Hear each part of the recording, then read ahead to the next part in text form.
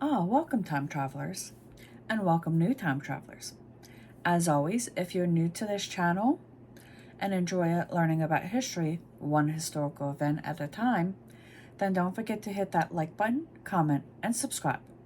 Without further ado, let's get into it. Today we're going to start out in 1452 when Frederick III became the last Holy Roman Emperor to be crowned by a pope.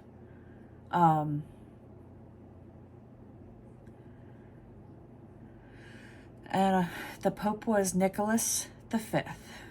On this day in 1560, in the conspiracy of Ambrose, French Huguenot aristocrats failed to overthrow the Roman Catholic House of Guise.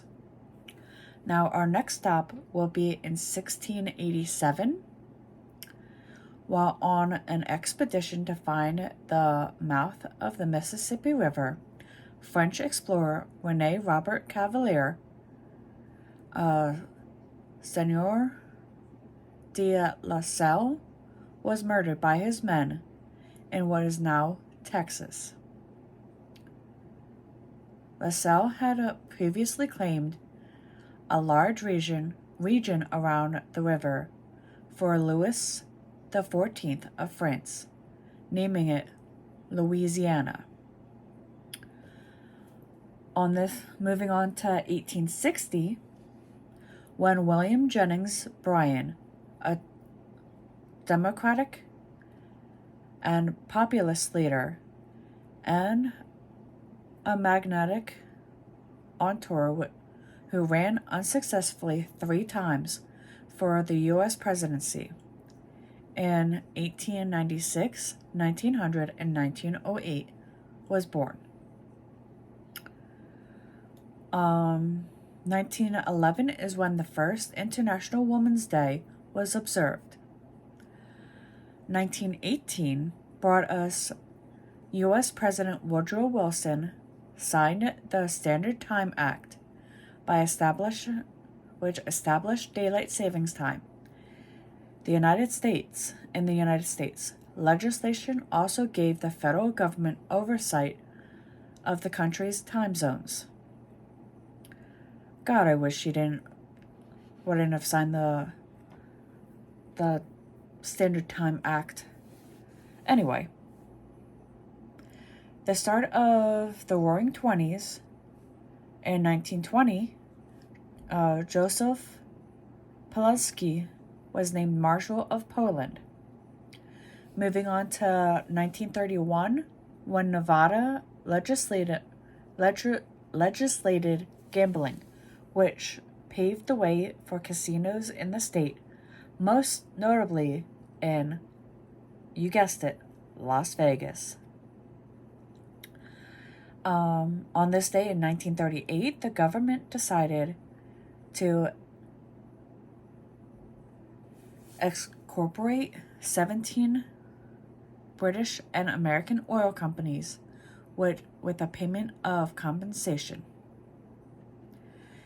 In 1944, Lieutenant General Stilwell's Chinese and U.S. forces conquered Hakawa Valley and started a drive against retreating Japanese in Monghang Valley in Burma. On this day in 1954, American journalist Jill Abramson, who was the first woman to serve as executive editor from 2011 to 2014 of the New York Times, was born. 1962 is when American musician Bob Dylan released his eponymous debut album to mixed reviews. 20 years later, in 1982, is when Argentine forces mobilized after a dispute between Argentine workers and British scientists on British-controlled South Georgia Island. leading to Argentina's invasion of the Falklands 2 weeks later. In 1991, ethnic Kurds living in North Iraq reported the capture of Kirkuk, the country's fourth largest city and the site of a major oil production facility. 5 years later, in 1996, one of the worst fires in history of the Philippines swept through Milano Disquatho. I'm not sure how to pronounce that.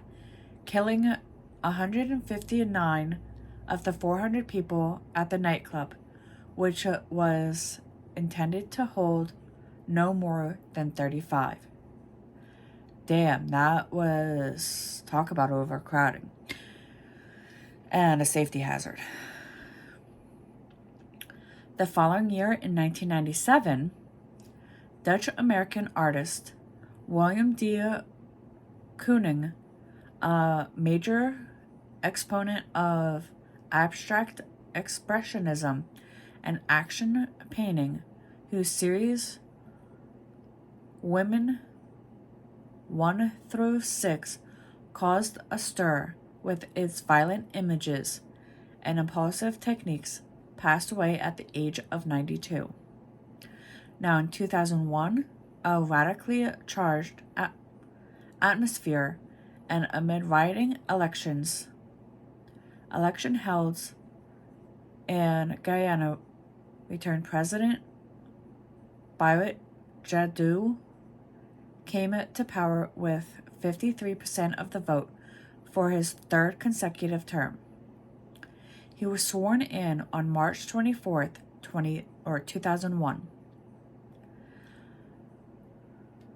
2001 also brought us Mary Robinson, possibly the most successful High Commissioner for Human Rights since the UN Commission of Human Rights was established in 1946.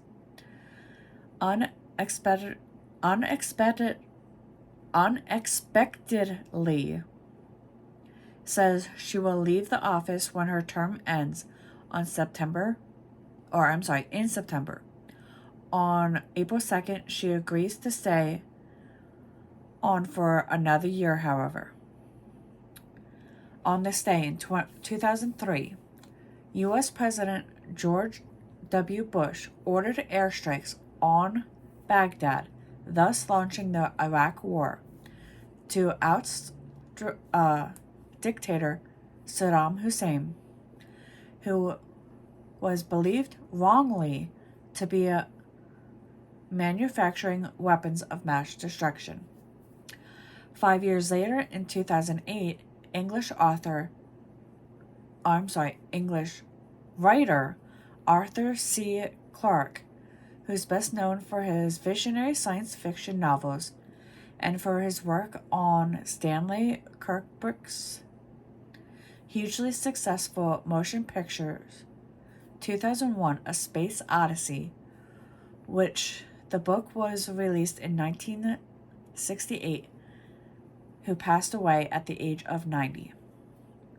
And finally, in 2014, American church leader Fred Phillips, who founded in 1955 the Westboro Baptist Church, which became known for its strident opposition to homosexuality and the gay rights movement, as an expression on picket signs carried by church members at funerals and other events, passed away at the age of 84.